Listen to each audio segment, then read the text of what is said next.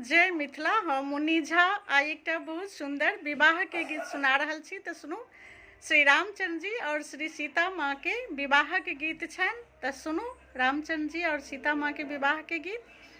जानकी किशोरी मोरी भेलखिन बहिनिया हे मिथिला के नाते। जानकी किशोरी मोरी भेलखिन बहिनिया हे मिथिला के नाते। राम जी पाहुन हमार हे मिथिला के नाते। राम जी पाहुन माँ हमार हे मिथिला के नाते। जानकी किशोरी मोरी भेलखिन बहिनिया हे मिथिला के नाते। राम जी पाहुन हमार हे मिथिला के नाते। सिया सुकुमारी मोरी प्राणों से प्यारी है मिथिला के नाते।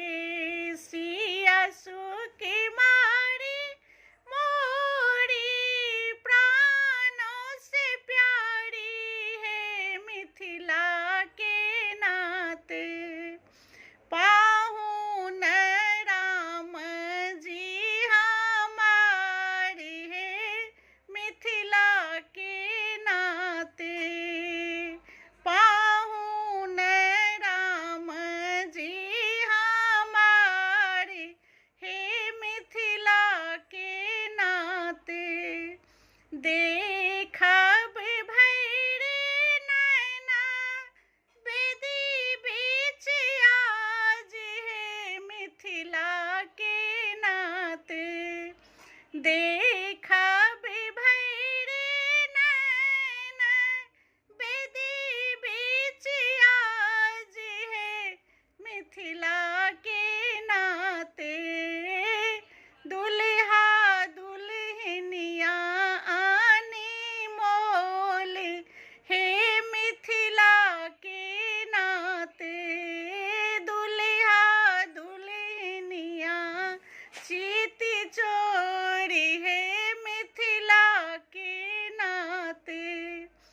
पाहुन राम जी हमार हे मिथिला के नाते।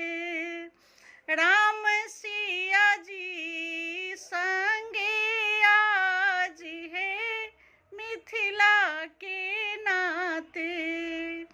पाहुन राम जी हमार हे मिथिला के नाते।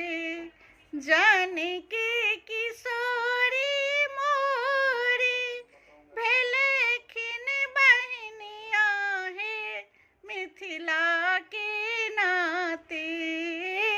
राम जी भेलखिन पाहुन हमार हे मिथिला के नाते। जय मिथिला।